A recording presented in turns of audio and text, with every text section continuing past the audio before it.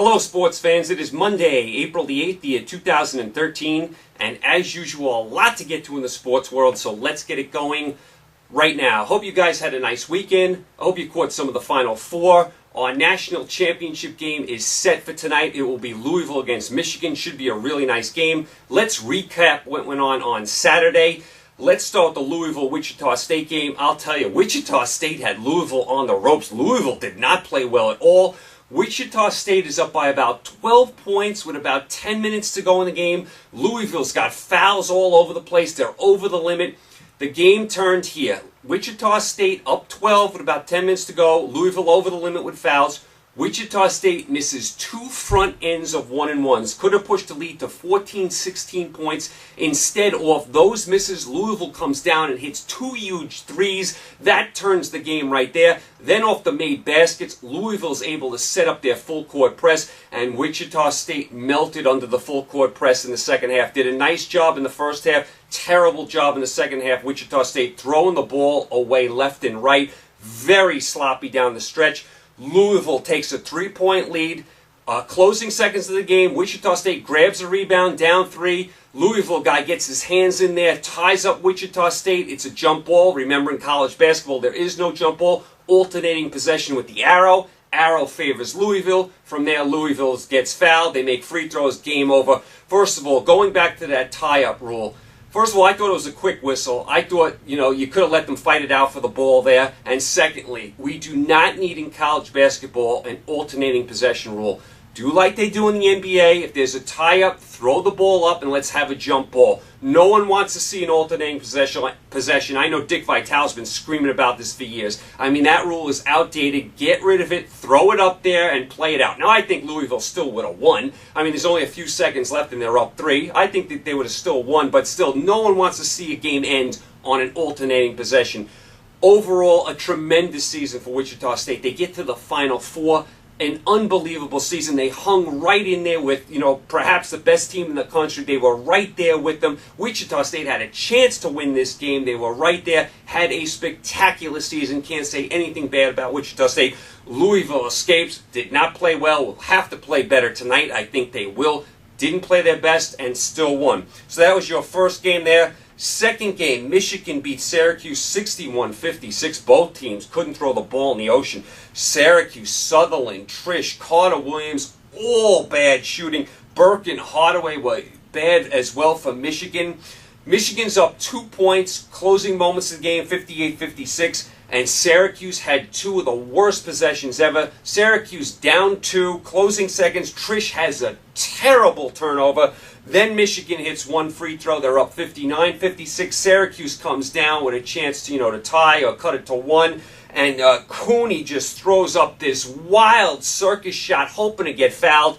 No foul is called. Michigan gets it, hits their free throws. Game over. Syracuse, as bad as they played, were only down 2 and 3 points, closing moments of the game, and had two terrible possessions back-to-back. Trish turnover, awful, and then the Cooney wild shot at the end. What was that?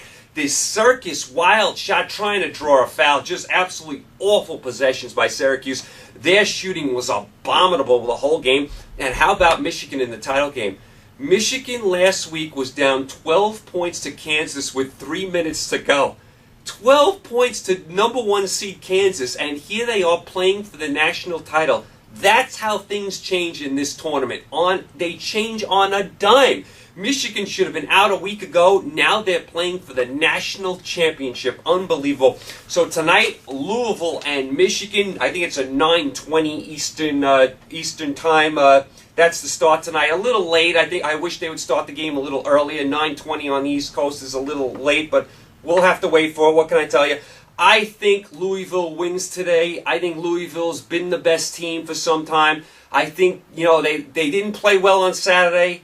I think they're getting a wake-up call now. I think they're going to play much, much better, tonight. I think Louisville, one of their patented second-half runs, which they've been doing in these games, is going to pull away from Michigan. I think the game is close for a half, maybe even, a half of the second half it's close. But I think then Louisville's pressure, their depth, they start to pull away from Michigan. I say Louisville beats Michigan tonight by about 8 points. Should be a nice game, though. I'll be rooting for Michigan. I always like to root for the underdog when I don't have, when one of my teams is not involved. I'll root for the underdog. So I'll root for Michigan here just to at least keep it close. I think it's Louisville's year, though. I think they're going to win. How about Rick Pitino has a chance to win 2 national titles at 2 different schools? I mean, that's pretty impressive. So Louisville, Michigan tonight, 9:20 Eastern Standard Time. That's the tip-off for tonight's game. Like I said, a little late. We're going to have to wait for it here. But, it'll get here before you know it. Before you know it, it'll be 9:20.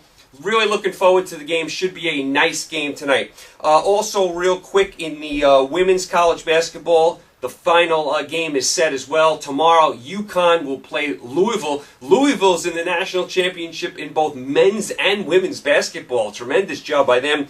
UConn again finds himself in the national title game. They beat Notre Dame last night. This is not one of UConn's better teams. This is not one of REM's better teams, but here they are in the national title game again. Does anybody do a better job than Gino Auriemma in women's college basketball?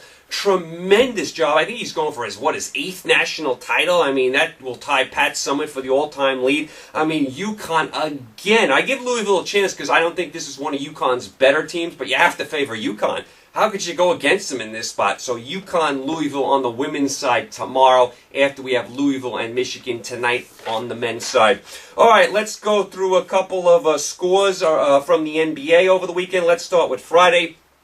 Friday, the Knicks beat Milwaukee. Oklahoma City routed Indiana.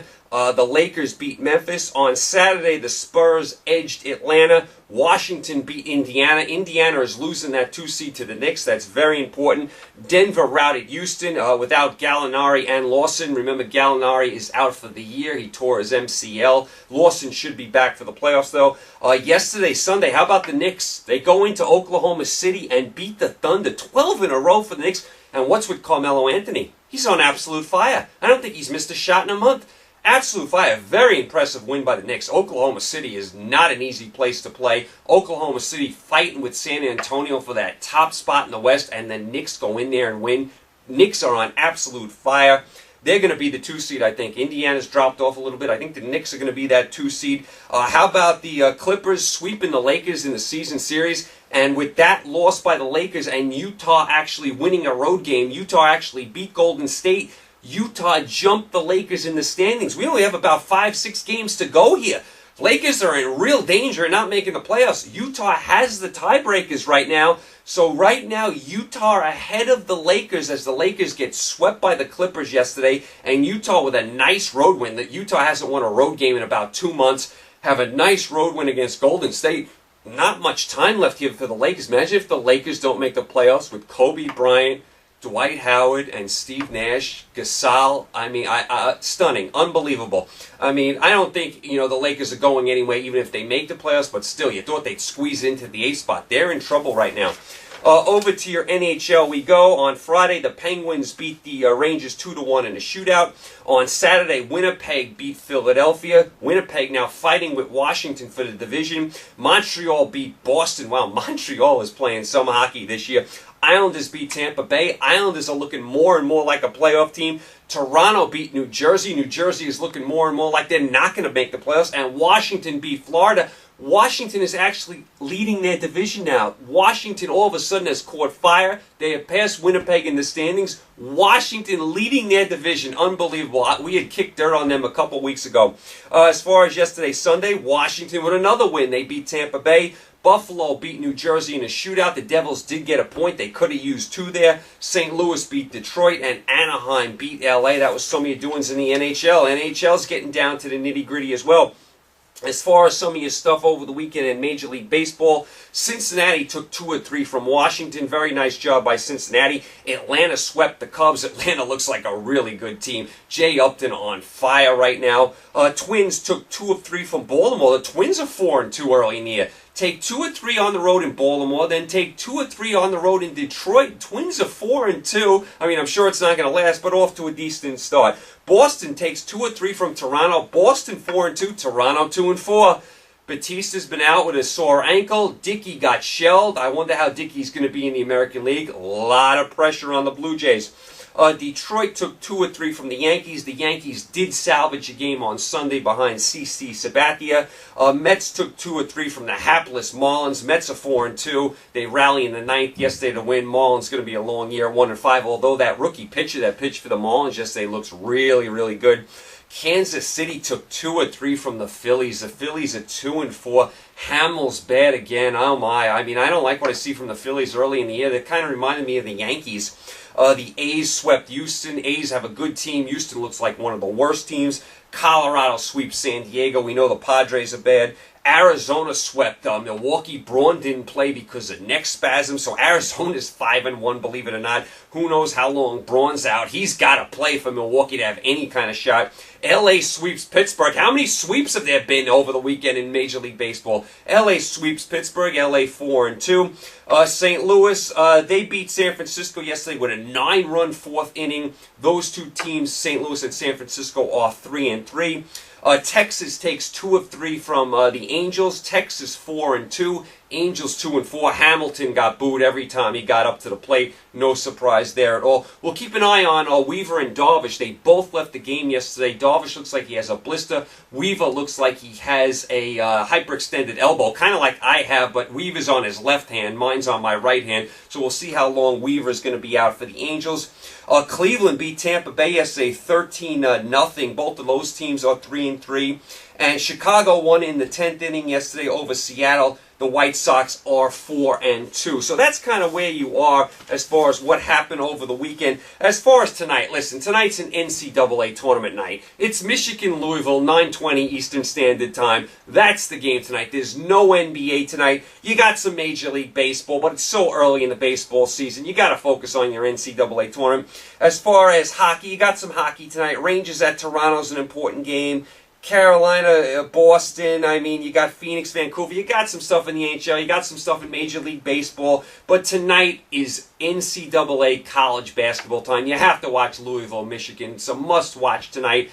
I like Louisville tonight. I think it'll be a very good game. I think it'll be close for a while. Louisville, with their pressure and their depth, starts to pull away at the end. I do give Michigan a shot. I like Louisville, though. I picked Louisville to win before the tournament. I got to stick with them now. I will be rooting for Michigan to keep it at least close. So that's where you guys are. You guys are all caught up. Tomorrow we will recap what went on tonight. We'll also do our NHL State of the Union. Wednesday, NBA State of the Union. Thursday, we'll do our Major League Baseball State of the Union. First one of those of the year. Friday, we'll preview what's going to come up over the weekend. So we got a lot of stuff going on this week. Tonight, you guys enjoy the games, especially that national title game. Watch Louisville and Michigan. Should be a huge crowd in the Georgia Dome, by the way. Should be some fun basketball. You guys stay safe. Enjoy the games tonight. Thanks for tuning in. I will talk to you tomorrow, Tuesday.